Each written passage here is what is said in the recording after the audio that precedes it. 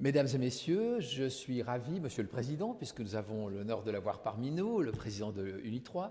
Mesdames et messieurs, bienvenue dans cette leçon de la section littérature. Comme vous pouvez le constater, nous commençons l'année en poésie, puisque la dernière fois c'était Arnaud Tripet qui nous parlait de poésie italienne. Aujourd'hui, c'est le professeur Bernard Boechenstein qui vient nous parler de poèmes d'amour allemands du baroque à Brecht. Le professeur Bernard Boechenstein est professeur honoraire de l'Université de Genève, je le précise.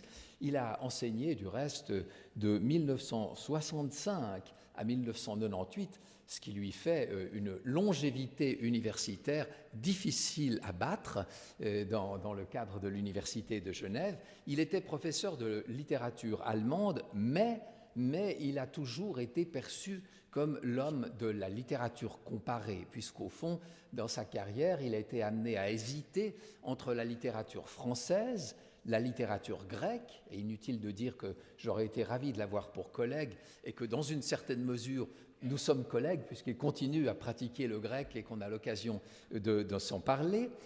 C'est en fait, vous voyez ces différentes cordes à son arc, c'est aussi un musicien, ça fait de lui un passeur, l'homme qui fait passer d'une langue dans une autre. C'est un peu ce que vous allez voir cet après-midi avec ce choix de poèmes. J'espère que tout le monde a pris le choix de poèmes qui était à votre disposition à l'entrée et auquel le professeur Boechenstein va se référer. Mais ce n'est pas seulement un passeur entre les langues, il a été, il faut le savoir pour l'anecdote, il a été un de ceux que le philosophe Martin Heidegger a consulté lorsqu'il s'intéressait à Hölderlin. Et quand on sait que Hölderlin, c'est le poète par excellence pour Heidegger, se dire que c'est notre collègue Boechenstein qui a été son consultant en matière hölderlinienne, c'était un grand honneur de l'avoir parmi nous comme collègue. Tout ceci a démarré avec une enfance entre Berlin et Paris, donc ça a déjà commencé de manière extrêmement internationale entre des nations qui, à l'époque, faut-il le rappeler, ont été à un moment donné en guerre. Il a soutenu sa thèse à l'université de Zurich sous la direction du professeur Emil Steiger sur la Rheinhymne de Hölderlin. Et du reste, Hölderlin va le suivre toute sa carrière. Il occupera des fonctions de présidence dans une société d'études de Hölderlin. Il a enseigné à Genève, comme je l'ai déjà dit, mais également à Berlin, à la Freie Universität, à Göttingen, à Cambridge, Massachusetts, à l'université Harvard, qui se trouve donc géographiquement à Cambridge, Massachusetts, et puis donc à Genève. Mais pendant qu'il était à Genève, bien entendu, il a été appelé ailleurs, il a enseigné dans d'autres universités de Suisse. Alors, mon temps est limité, je ne suis pas censé occuper plus que 3 minutes avant la conférence, donc je ne vais pas vous parler des titres du professeur Boechenstein, parce que ça dépasserait le temps qui m'est imparti. J'aimerais simplement rappeler que ça commence au début de sa carrière avec une médaille d'or de l'Institut Goethe de Munich, et ça continue avec une quantité de choses parmi lesquelles j'en prendrai 2. Le président est maintenant président d'honneur de la Société genevoise d'études allemandes. La Société genevoise d'études allemandes, ça vous montre que Bernard Boechenstein n'est pas seulement un homme qui est répandu au niveau de l'international, mais qui s'est intéressé très activement à la vie de l'allemand et de la littérature allemande dans la collectivité genevoise. Et puis le deuxième titre, c'est qu'il est orateur d'UNI3, puisqu'il a déjà donné 4 conférences à UNI3 et que c'est aujourd'hui la 5e. Il m'a fait part de sa préférence pour parler assis, ce qui fait que c'est de là qu'il vous parlera. Je suis donc ravi de lui donner maintenant la parole.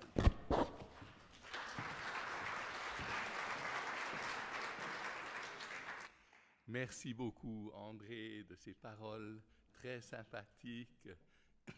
J'espère que je répondrai à l'image que tu as dessinée de moi.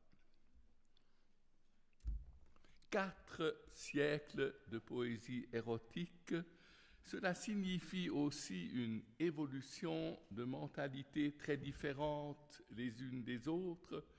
Ces variations sont d'autant plus intéressantes qu'elles tournent autour des mêmes sujets qui inspirent des œuvres assujetties à des modes aussi bien littéraires que culturels dans un sens plus général. Je tiens à lire mes textes dans la langue originale. Vous trouverez en verso toujours la traduction qui correspond au texte original, mais bien entendu, je vais précéder ces lectures par des commentaires. Mes deux premiers exemples témoignent à la fois d'une liberté vis-à-vis de l'expérience sensuelle et d'une virtuosité dans l'exercice du métier poétique. Le premier poète que je présente, Paul Fleming, nous est connu aussi par ses poèmes en latin. C'était d'ailleurs le cas de beaucoup d'autres écrivains de cette période du XVIIe siècle qui ont une œuvre latine aussi. Mais nous le connaissons aussi par une vie très intéressante de grands voyages jusqu'en Russie, jusqu'en Perse. Il y avait évidemment dans ces voyages de très longues périodes d'attente. Une de ces périodes qu'il a passées à Reval, que nous appelons aujourd'hui Tallinn, a été le lieu où le grand amour de sa courte vie eut lieu. D'ailleurs, les reflets de la poésie érotique sont en rapport avec cet événement. La composition du poème sur le baiser par lequel je commence, et qui s'inspire aussi de Catulle, est construite sur la base d'un jeu équilibré qui tient compte d'un juste milieu qui s'exprime ex negativo, à travers les extrêmes qu'il s'agit d'éviter. Il y a ici une tonalité qui dit oui au plaisir avec le charme de celui qui sait trop bien qu'on ne peut pas réglementer la vie intime et qui se sert du ton autoritaire avec une ironie bienveillante et pleine de compréhension, voire de complicité. Et bien que le lieu et le temps du baiser doivent être choisis de manière adéquate, que la pratique du baiser est un art comme celui de sa transformation en poésie, le dernier mot appartient à la liberté individuelle qui sied à chaque amant, à chaque aimé. Paul Fleming, wie wolle geküsset sein. Vous avez donc toujours dans le verso la traduction que j'ai souvent empruntée à l'anthologie bilingue de la poésie allemande éditée par Jean-Pierre Lefebvre. Nirgends hin als auf den Mund, da sinkt's in des Herzens Grund. Nicht zu frei, nicht zu gezwungen, nicht mit gar zu fauler Zungen, nicht zu wenig, nicht zu viel. Beides wird sonst Kinderspiel. Nicht zu laut und nicht zu leise. Bei der Maß ist rechte Weise. Nicht zu nahe, nicht zu weit. Dies macht Kummer, jenes Leid. Nicht zu trocken, nicht zu feuchte, wie Adonis Venus erreichte. Nicht zu harte, nicht zu weich, bald zugleich, bald nicht zugleich. Nicht zu langsam, nicht zu schnelle, nicht ohn Unterscheid der Stelle. Halb gebissen, halb gehaucht, halb die Lippen eingetaucht. Nicht ohn Unterscheid der Zeiten, mehr alleine denn bei Leuten. Küsse nun ein jedermann, wie er weiß, will, soll und kann. Ich nur und die Liebste wissen, wie wir uns recht sollen küssen. Le deuxième poète qui continue cette tradition est beaucoup plus déterminé dans sa production érotique, souvent très licencieuse. Mais comme il était au sommet de l'hiérarchie administrative de sa ville de Breslau, il était souvent maire de cette ville. Il a caché cette partie de sa production poétique qui n'a été répandue qu'après sa mort et qui a marqué sa gloire posthume. Hofmannswaldau a été formé aussi par des voyages dans les pays européens où triomphait la poésie érotique en Italie, avec à cette époque-là Marino, en France avec la Pléiade, souvent imitée par les poètes allemands, en Hollande, qui a servi de modèle à presque tous les poètes baroques allemands. Contrairement à Fleming, nous assistons ici à une accumulation d'objets précieux, voire luxueux. Le vin d'Alicante, les trésors de l'Inde, le rubis, le corail, qui se retrouvent souvent dans les produits de la deuxième école de Silésie, dont Hofmannswaldau était un des principaux représentants. Comme chez Fleming, la fin du poème quitte le schéma maintenu jusque-là. Un sens pondéré du métier règne aussi dans ce deuxième exemple, écrit cette fois en alexandrin. Mais les comparaisons artificielles prennent le dessus et nous font comprendre pourquoi le siècle suivant se détourna entièrement de ses auteurs, de sorte qu'il faudra attendre le XXe siècle pour leur rendre justice. Comme témoin des ravages de la guerre de 30 ans, Gruffius, le plus connu des poètes silésiens de cette époque, a le premier émergé d'une longue période d'oubli. Mais de lui qui est un poète grave de la vanité humaine, nous n'avons pas de poème d'amour à forte connotation érotique. Christian Hoffmann von Hofmannswaldau auf den Mund.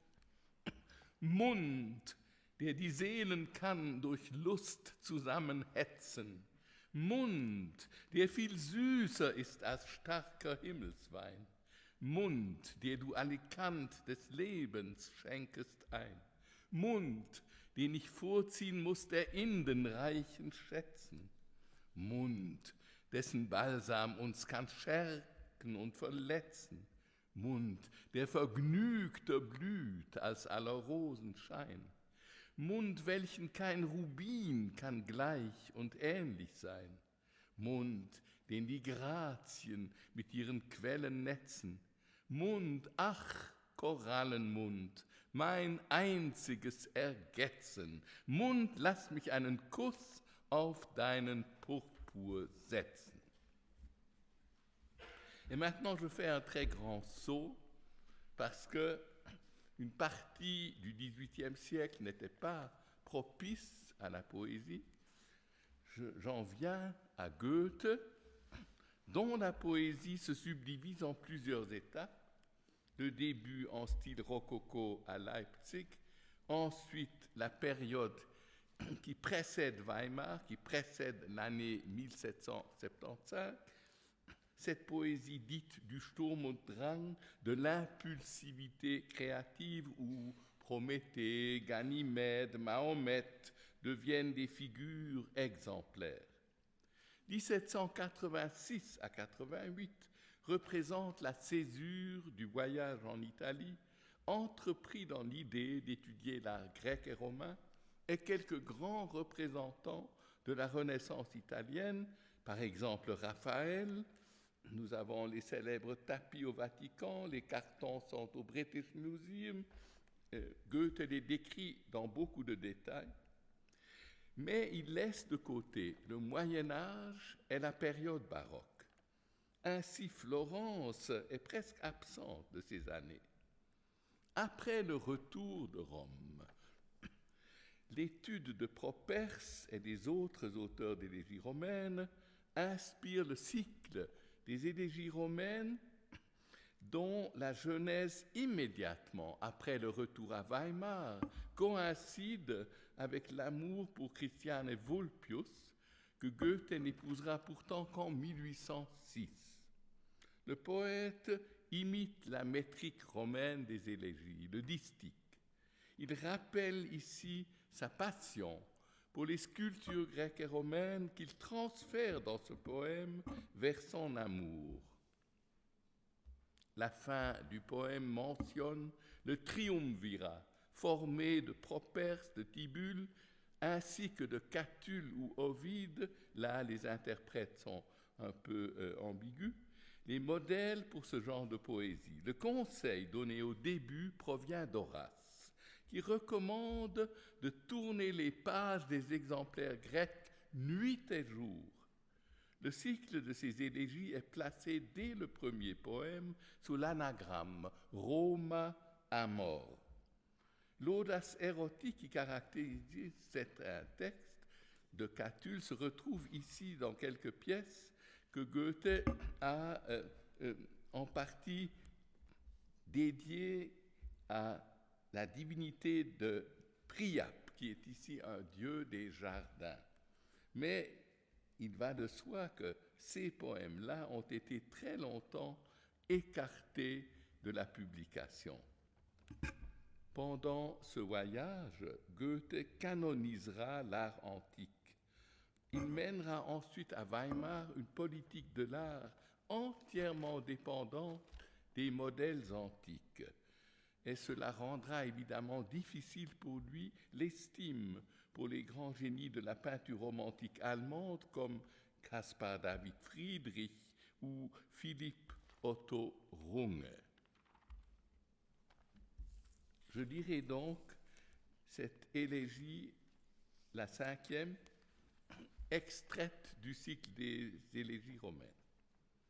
Froh empfinde ich mich nun auf klassischem Boden begeistert.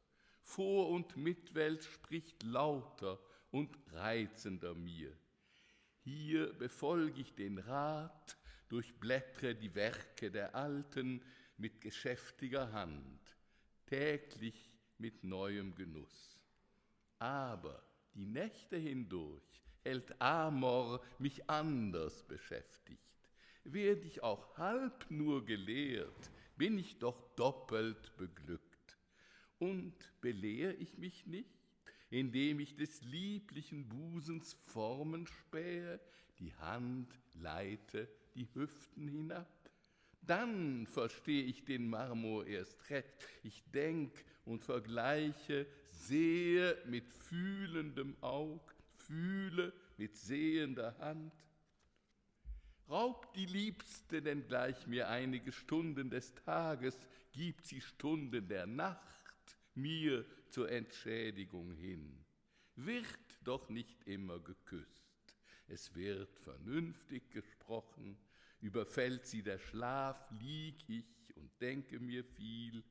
Oftmals habe ich auch schon in ihren Armen gedichtet und des Hexameters Maß leise mit fingernder Hand ihr auf den Rücken gezählt. Sie atmet in lieblichem Schlummer und es durchglühet ihr Hauch mir bis ins Tiefste die Brust. Amor schüret die Lamp indes und denket der Zeiten, da er den nämlichen Dienst seinen Triumvirn getan.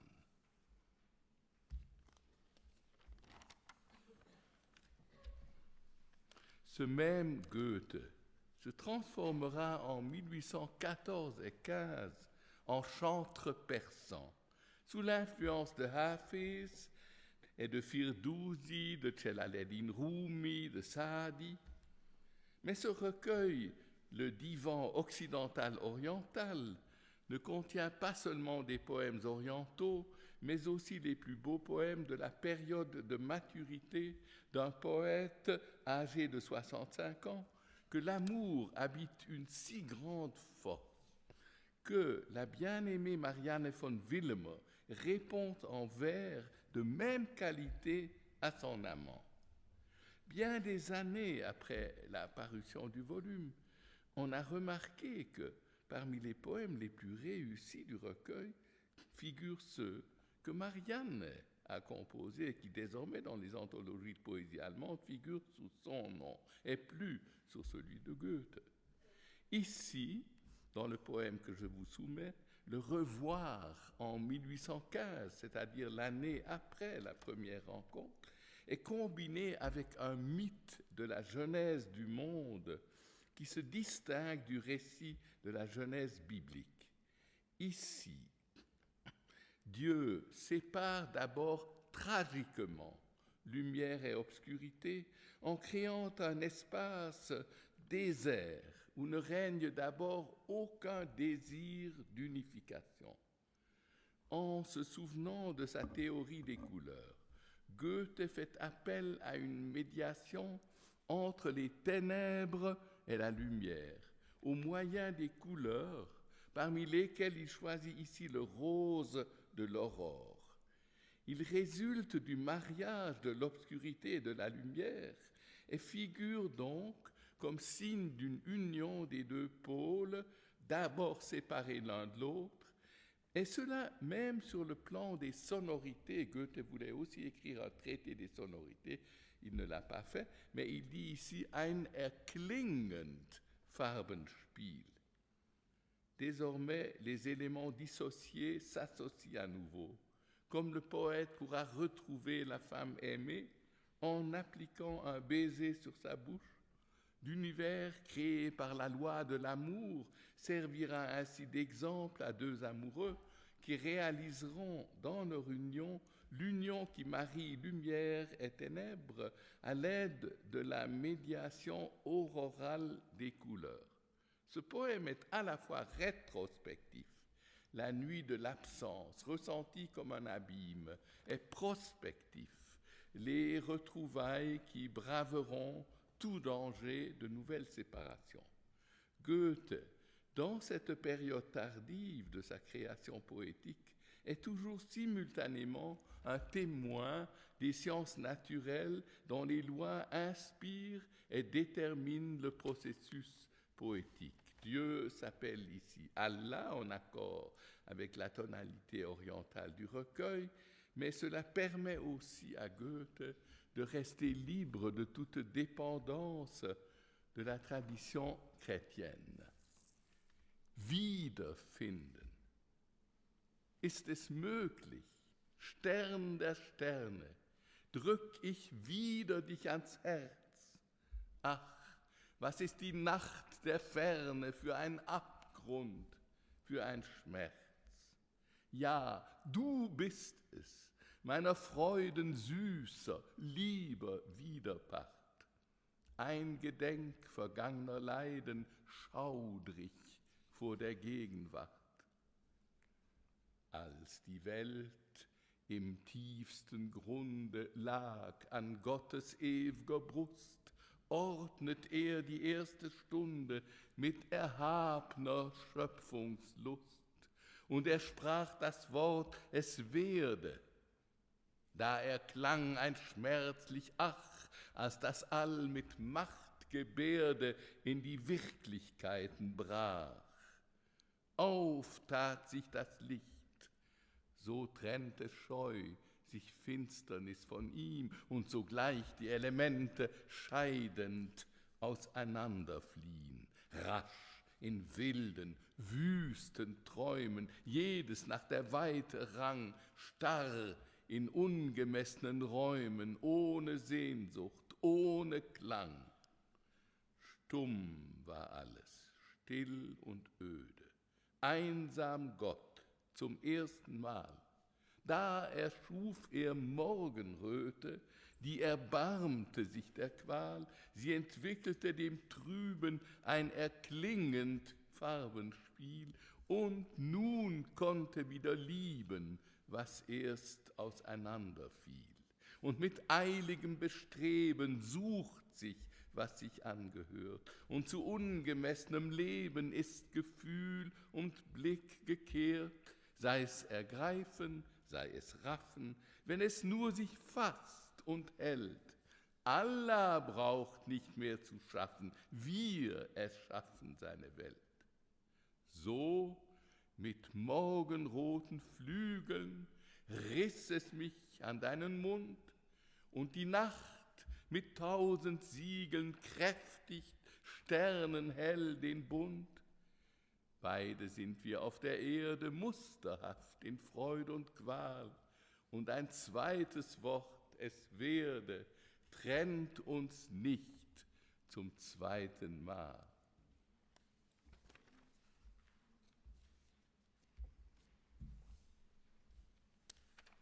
La tradition chrétienne délaissée ici est pourtant d'autant plus forte dans les poèmes clés du romantisme allemand. Un des grands représentants de ce mouvement, Novalis, mort très jeune, fut aussi un philosophe, disciple de Fichte et un scientifique spécialiste des mines qui influence son roman Heinrich von Ofterdingen, inachevé, avec le poème que nous présentons ici comme début d'une deuxième partie du roman uniquement ébauchée. Il s'agit d'une orgie vécue par des moines morts dans un au-delà paradisiaque. Pour moi, un des poèmes les plus érotiques de la littérature allemande. Je laisse de côté les premières strophes vu la longueur du poème. La 6e strophe par laquelle je commence mentionne déjà les flots dans lesquels nous nous jetons. Les morts sont habités par un amour si élémentaire que seuls des eaux en mouvement peuvent exprimer de manière adéquate l'intensité de cet état posthume. Ce monde est totalement érotisé, où bouche, baiser, sein s'offrent en perpétuité. La soif de l'amour, ici, elle est enfin assouvie. Nous entrons dans l'océan de la vie suprême qui est identique à Dieu. L'esprit terrestre qui se manifeste par des chaînes d'or, par des pierres précieuses, est maîtrisé et congédié. Cette vision de l'au-delà se nourrit d'un piétisme radical pour qui toutes les forces de l'amour se concentrent dans un état second. C'est bien là un des témoignages extrêmes du romantisme allemand de 1800.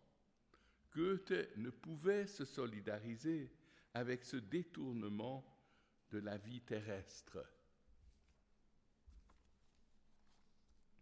Süßer Reiz der Mitternächte, stiller Kreis geheimer Mächte, Wollust rätselhafter Spiele, wir nur kennen euch, wir nur sind am hohen Ziele, bald in Strom uns zu ergießen, dann in Tropfen zu zerfließen und zu nippen auch zugleich.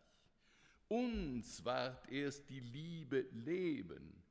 Innig wie die Elemente mischen wir des Daseins Fluten brausend, Herz mit Herz.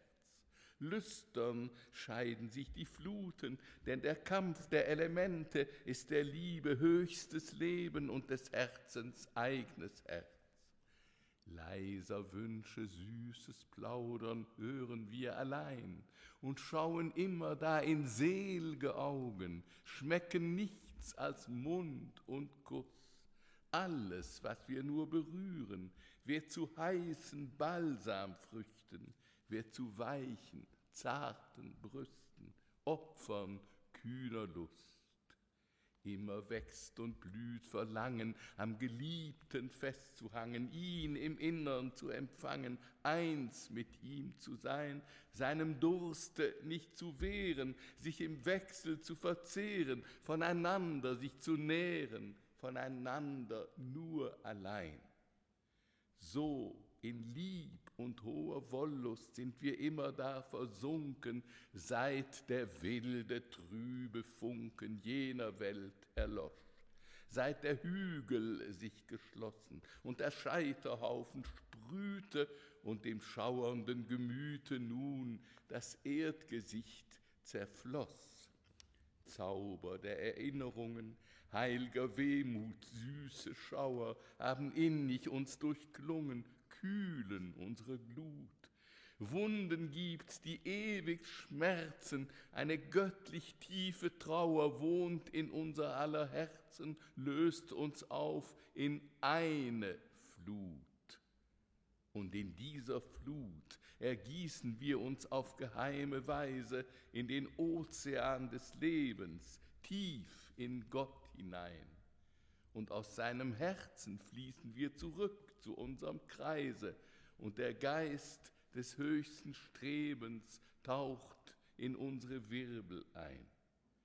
Schüttelt eure goldenen Ketten mit Smaragden und Rubinen und die blanken, saubern Spangen, Blitz und Klang zugleich. Aus des feuchten Abgrunds Betten, aus den Gräbern und Ruinen, Himmelsrosen auf den Wangen, schwebt ins bunte Fabelreich. Könnten doch die Menschen wissen, unsere künftigen Genossen, dass bei allen ihren Freuden wir geschäftig sind. Jauchzend würden sie verscheiden, gern das bleiche Dasein missen. Oh, die Zeit ist bald verflossen, kommt, Geliebte, doch geschwind. Helft uns nur den Erdgeist binden, lernt den Sinn des Todes fassen und das Wort des Lebens finden. Einmal kehrt euch um. Deine Macht muss bald verschwinden, dein erborgtes Licht verblassen, werden dich in kurzem binden, Erdgeist. Deine Zeit ist um. Dans la lignée de Goethe, nous rencontrons en 1827 un poème érotique plein de vitalité et de légèreté, qui est le premier chant d'amour d'une fillette composé par Mörike, un poète post-romantique nourri de la poésie grecque, ainsi que de Shakespeare, de Goethe et surtout de Mozart, auquel il a consacré un récit qui retrace la genèse de Don Giovanni. Ici, le poisson turbulent, le sexe masculin, est tantôt une anguille, tantôt un serpent. Il excite, irrite et angoisse la jeune fille qui l'a pêché. Ce mélange de volupté et de crainte traverse aussi le fameux cycle de Peregrina, dont le compositeur autrichien Hugo Wolf a choisi une partie pour l'interpréter avec génie. Mörike s'est concentré comme traducteur, entre autres, sur des poèmes d'amour grecs. Sa poésie est souvent en contact avec les éléments, l'eau, le feu, l'air, qu'il transforme en esprit menaçant ou bénéfique, comme dans le Cavalier du feu, qui incendie les lieux qu'il fréquente. Mörike est le dernier grand poète de la lignée de Goethe. Dans le dernier poème, Erinna s'adressant à Sappho, se trouve à la Bottmeriana. Ce texte de 1863 est le dernier grand poème de la tradition classique allemande. Après lui vient un long silence en matière de poésie allemande que n'interrompra que le Zurichois Konrad Ferdinand Meyer avec son recueil de 1880.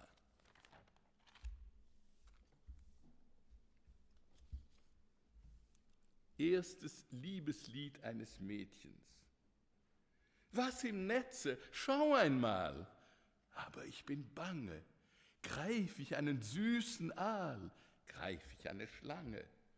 Lieb ist blinde Fischerin, sag dem Kinde, wo greift's hin?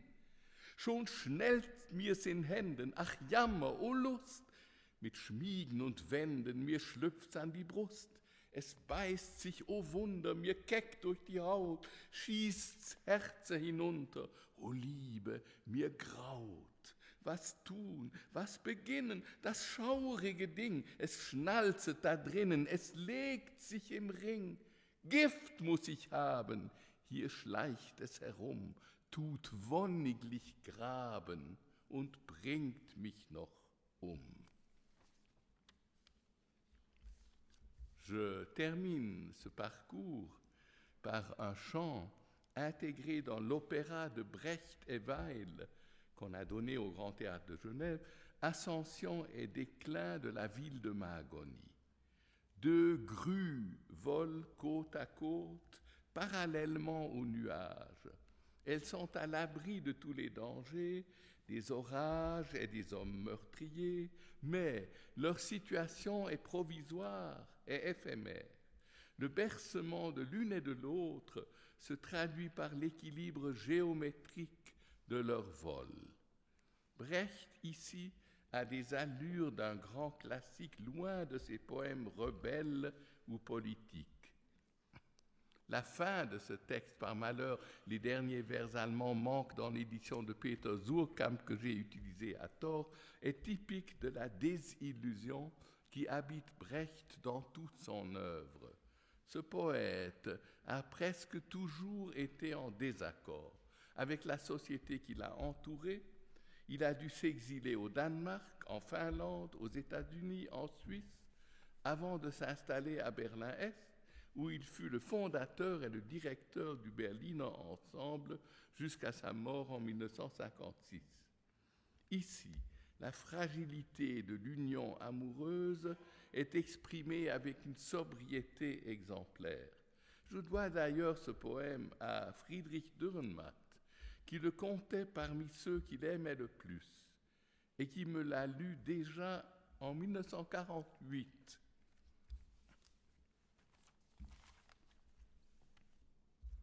Die Liebenden, seht jene Kraniche in großem Bogen. Die Wolken, welche ihnen beigegeben, zogen mit ihnen schon, als sie entflohen, aus einem Leben in ein anderes Leben. In gleicher Höhe und mit gleicher Eile scheinen sie alle beide nur daneben. Dass so der Kranich mit der Wolke teile den schönen Himmel, den sie kurz befliegen, dass also keines länger hier verweile und keines anderes sehe, als das Wiegen des andern in dem Wind, den beide spüren, die jetzt im Fluge beieinander liegen, so mag der Wind sie in das Nichts entführen. Wenn sie nur nicht vergehen und sich bleiben, so lange kann sie beide nichts berühren, so lange kann man sie von jedem Ort vertreiben, wo Regen drohen oder Schüsse schallen. So unter Sonn und Monds verschiedenen Scheiben fliegen sie hin, einander ganz verfallen. Wohin ihr? Nirgends hin. Von wem davon? Von allen. Ihr fragt, wie lange sind sie noch beisammen? Seit kurzem. Und wann werden sie sich trennen? Bald. So scheint die Liebe Liebenden ein Halt. En regardant en arrière, on constate que les poèmes d'amour réussis ont soit un aspect de jeu, soit de costume historique, soit d'allégorie cosmique, soit de vision surréaliste, soit de parabole. La sensualité et la sexualité ne peuvent pas se dire directement dans une œuvre d'art qui toujours transcende l'immédiateté. Rilke déconseillait aux jeunes poètes d'écrire des poèmes d'amour afin qu'ils ne tombent pas dans le piège d'une spontanéité néfaste. J'espère avoir démontré par mon choix quelles méthodes peuvent assurer au poème d'amour un résultat pleinement satisfaisant. Mais j'avais annoncé au début la tentative d'un survol comparatif. En juxtaposant les 7 poèmes traités ici, je constate que les 5 premiers donnent une place prééminente au baiser, à la différence des 2 derniers. Les 5 premiers utilisent le baiser comme signe de l'amour libre et entier, comme l'expression d'une intensité maximale qui frise la limite de l'exprimable et qui contient déjà ce qui naîtra d'une rencontre amoureuse aussi poussée. Les 2 premiers auteurs se solidarisent avec la tradition européenne qui remonte à Pétrarque et qui s'est imposée dans les principaux pays européens bien avant le XVIIe siècle. Goethe peut se réclamer du libertinisme de la Rome antique, dont témoigne surtout Catulle. Avec le divan, la tradition persane du poème d'amour représente ici un autre sommet de la créativité érotique. Enovalles bénéficie d'une tradition piétiste marquée par un érotisme intériorisé mais des plus intenses. Chez Meureque, nous n'avons pas de couple d'amants devant nous, mais une irruption imprévue et inquiétante. Ce poète a été traumatisé par l'amour d'une jeune Schaffhausoise rencontrée à Tübingen qui a exercé sur lui une magie qu'il a fui et jamais surmontée. Son roman Malernolten en est le témoignage le plus explicite. Et Brecht, il adopte tôt l'attitude d'un auteur des Lehrstücke, des pièces de théâtre qui proposent un enseignement. Les amants de son poème ont beau être ensemble à un certain moment, le néant les attend. Ils se maintiennent pendant leur amour, mais ensuite, ils seront à nouveau seuls. D'où le ton retenu, austère. Dans ces étapes, il y a un devenir et ensuite un recul. Les 5 premiers poèmes attestent un réchauffement progressif, les 2 derniers un moment critique, puis un refroidissement. Ce bilan est-il représentatif de l'histoire des mœurs? Je pense que c'est le cas. Ce qui, au XVIIe siècle, semble être un phénomène de société, s'individualise au courant du XVIIIe siècle, devient dissonant au XIXe siècle et distant au XXe. En choisissant ces exemples, je n'ai d'abord pas pensé à cette évolution, mais a posteriori, je la trouve assez conforme avec les changements culturels que nous pouvons aussi découvrir à partir de l'histoire du théâtre ou du roman. L'Allemagne, on l'a souvent dit, marque un retard par rapport aux nations européennes comme l'Italie, la France, l'Angleterre. Son époque classique se situe autour de 1800. C'est pourquoi j'ai mis Goethe au centre de mon exposé.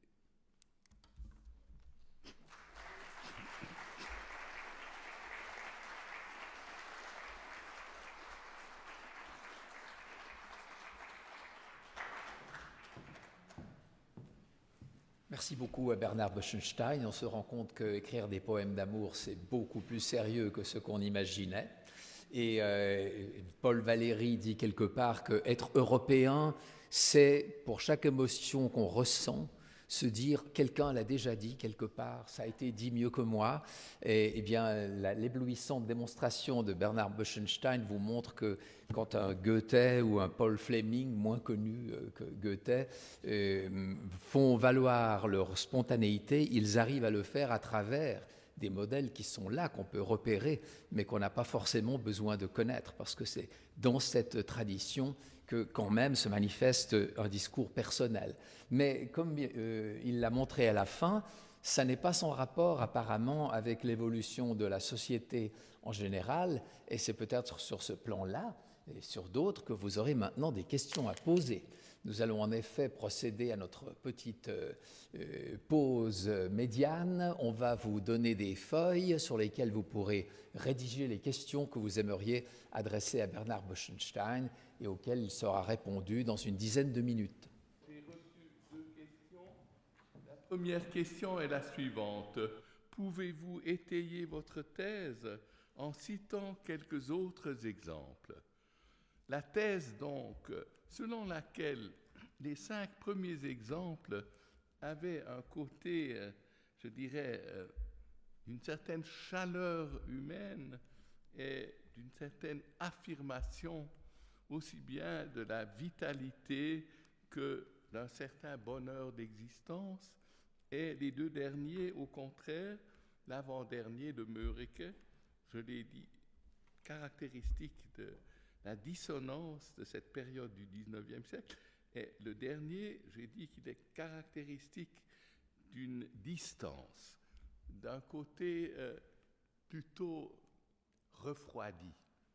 Eh bien, si maintenant on me demande d'étayer cette thèse, puisque j'ai dit que ce que j'ai dit pour la poésie lyrique trouve aussi quelques parallèles dans les autres genres littéraires, c'est-à-dire dans le théâtre et dans le roman, je veux en parler sur le plan de l'allemand. Pour le théâtre, prenons un grand auteur dramatique post-romantique qui est Georg Büchner.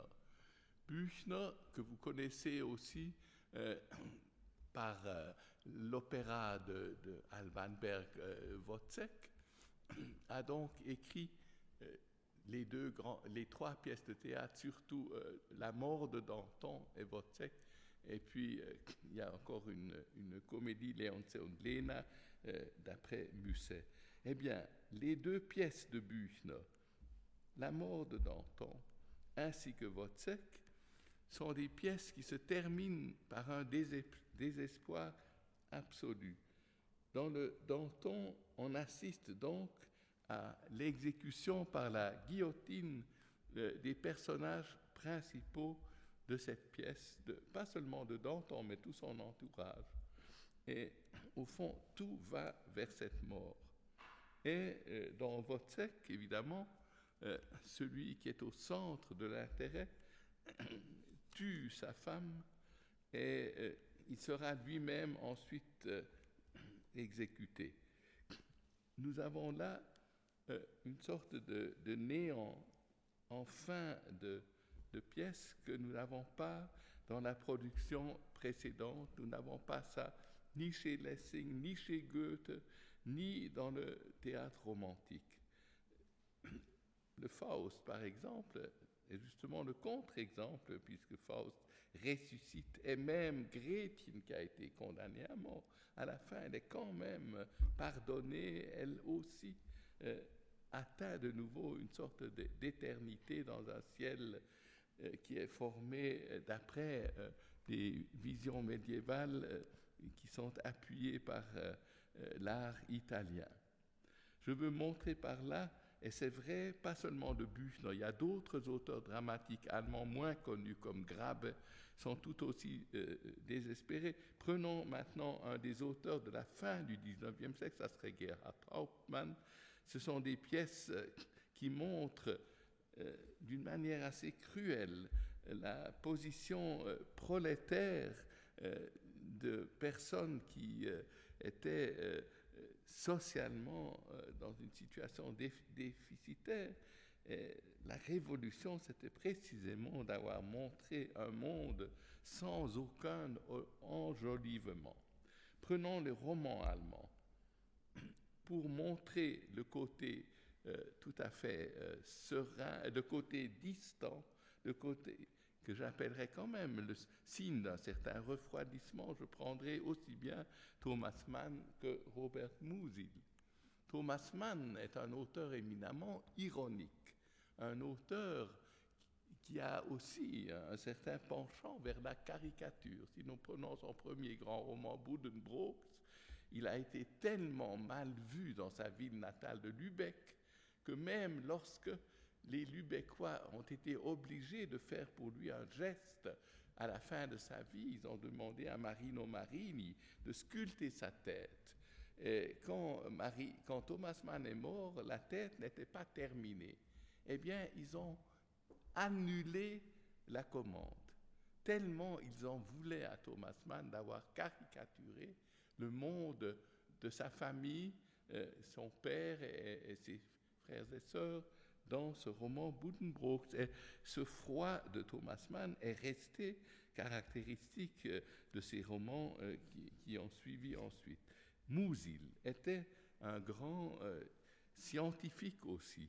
Il était physicien, il était d'une certaine manière mathématicien, il avait fait une thèse sur la philosophie de Mach, et il a toujours été un observateur très cruel, très distant. Dans Son homme sans qualité, il y a une femme qui est au centre du roman, Diotima. C'est une caricature d'un bout à l'autre, de cette atmosphère pseudo-cultivée qui régnait à Vienne autour des années avant l'éclatement de la Première Guerre mondiale. Là, maintenant, pour le roman du XIXe siècle allemand, je prendrai par exemple Fontane. Il n'y a presque que des amours malheureux chez Fontane. Prenons Effi Briest, le plus connu, qui a d'ailleurs été filmé plusieurs fois, par exemple par Fassbinder, par Schlöndorff. Eh bien, dans Effi Briest, c'est finalement un roman où le personnage central meurt victime d'un adultère et la personne avec laquelle elle a commis l'adultère est tuée. Comme souvent chez Fontane, c'est encore l'époque où il y a des duels. Nous avons ça dans Cécile aussi. C'est-à-dire qu'il y a, malgré le côté très social d'un art qui s'appuie sur la conversation, sur une société berlinoise qui est en train en pleine croissance. Berlin était 40 villages, tout à coup ça devient une ville, une très grande ville. Ça se fait très très vite. Pendant les mêmes années où Fontane a écrit ses romans, c'est-à-dire dans les années 1880-1890. Mais ces romans témoignent toujours d'une constellation amoureuse malheureuse. Et comme je l'ai dit, la distance que nous voyons dans le roman du XXe siècle, elle est naturellement tout aussi visible dans le théâtre du XXe siècle. Et là, Brecht est le meilleur exemple. Brecht avec le Verfremdungseffekt, Brecht qui dit à ses spectateurs, soyez toujours attentifs de garder la distance. Ne vous confondez pas, ne vous identifiez pas avec ce que vous voyez. Restez maître de votre jugement critique. Quand j'étais au Berliner Ensemble du temps de la RDA, nous recevions toujours des programmes où la théorie brechtienne était soulignée de manière très, très didactique, et même parfois elle apparaissait en grand titre sur les rideaux avant même que la pièce ne commence. Ça serait donc ma réponse à la première question. Je ne sais pas si j'ai satisfait l'auteur de la question, mais enfin, je ne veux pas aller trop loin non plus parce qu'on pourrait parler des heures de tout ça. Maintenant, j'ai reçu une deuxième question où on me parle de la grande poésie érotique en français comme Les Amers de Saint-Jean-de-Perse, avec la question si nous avons un courant semblable en allemand. Maintenant, Saint-Jean-de-Perse, nous le savons, est un cas très spécial puisqu'il a vécu, au fond, dans cette région c'était déjà une partie de l'Amérique du Sud. Il a vécu comme fils, je crois, de grands propriétaires de plantages. Et la chose qui m'a le plus impressionné dans sa vie, c'est qu'il a été une fois par des domestiques dérobé dans un temple et qu'on l'a peint en or et qu'on a fait de lui un jeune dieu qui a été adoré. J'ai trouvé ça absolument merveilleux. Mais Saint-Jean-de-Perse a donc un immense souffle cosmique, très fort, surtout dans les dernières grandes œuvres, que ce soit pluie ou neige ou vent, et aussi amer. Alors, je dirais que nous n'avons peut-être pas de poète allemand qui a été cosmique, qui a été aussi loin. Rilke, qui a beaucoup voyagé, est un peu son contemporain. C'est à peu près presque les mêmes dates, mais Rilke n'a pas été aussi loin que Saint-Jean-de-Perse, de loin pas. Saint-Jean-de-Perse, c'est vraiment quelqu'un qui a habité les mers, qui a adoré être sur un bateau, c'était son lieu privilégié. Rilke a été en Égypte, il a été en Algérie, Hofmannsthal a été au Maroc, mais tout ça ne se compare pas avec les vastes explorations d'Alexis Léger, Saint-Léger. Et je dirais là que nous avons, par exemple, une poétesse comme Else Lasker-Schüler de Wuppertal, qui a eu une vie très mouvementée, qui a terminé sa vie à Jérusalem. Chez elle, nous avons une certaine générosité du geste dont on pourrait dire qu'il épouse plusieurs cultures. Elle a un côté moyen-oriental, elle a un côté asiatique. Nous avons en ce moment à Berlin une très grande exposition au Hamburger Bahnhof qui comprend l'art moderne. Et là, j'étais à l'inauguration, il y avait 1000 personnes, donc l'intérêt était très grand pour ces dessins. Else Lasker-Schüler, auteur préféré d'ailleurs de Dürrenmatt, avait un peu ce souffle qu'on a chez Saint-Jean-de-Perse, mais ce n'est pas la même tradition. Pourquoi? Eh bien, en France, il y a quand même une très grande tradition rhétorique. Avant Saint-Jean-de-Perse, cette même tradition existe chez Claudel dans les 5 odes. C'est une tradition qui a dû, au fond, se battre contre la longue domination de l'alexandrin. En Allemagne, l'alexandrin a été interrompu déjà pendant la période du jeune Goethe, c'est-à-dire de Sturm und Drang. Et on est revenu alexandrin seulement pour des raisons de critique, même de parodie, dans le deuxième Faust, le 4e acte, qui se trouve à la Bodmeriana en manuscrit. Nous avons tout à coup des alexandrins pour montrer que l'empire d'origine romaine germanique est en train de se dissoudre. Et on donne l'alexandrin comme une sorte de métrique vétuste.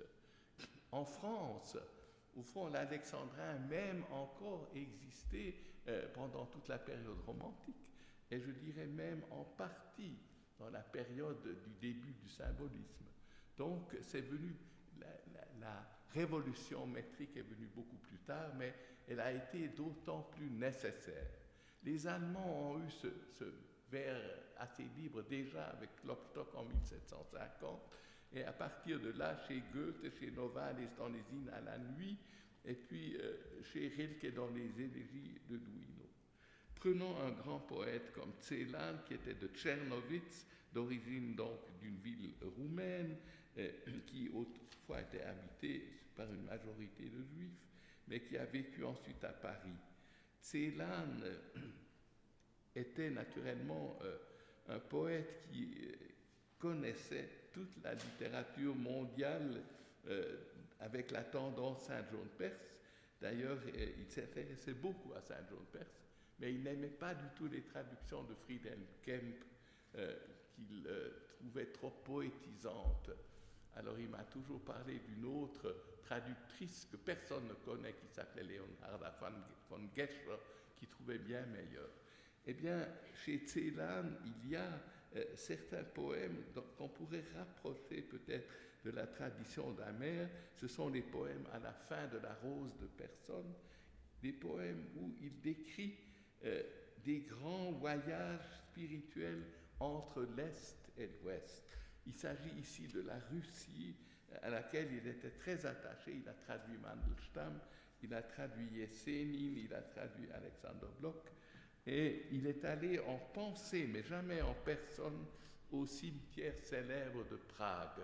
Le cimetière juif de Prague est une des grandes choses que tout le monde qui va à Prague doit visiter. Celan était en pensée très lié et très solidaire de cela. Il s'est beaucoup intéressé à Kafka, il voulait même écrire une thèse sur Kafka, ce qu'il n'a d'ailleurs pas fait. Mais là, chez Laszlo Schüler, chez Celan, je dirais qu'on peut peut-être, et dans certaines élégies de Duino, rattacher quelque chose qui ressemblerait à cette grande poésie de Saint-Jean-de-Perse. Mais ce n'est pas la même chose, parce que cette expérience de Saint-Jean-de-Perse, d'avoir été dans les autres parties, dans les autres continents, n'appartient à aucun des poètes allemands au même degré. Ça serait ma réponse.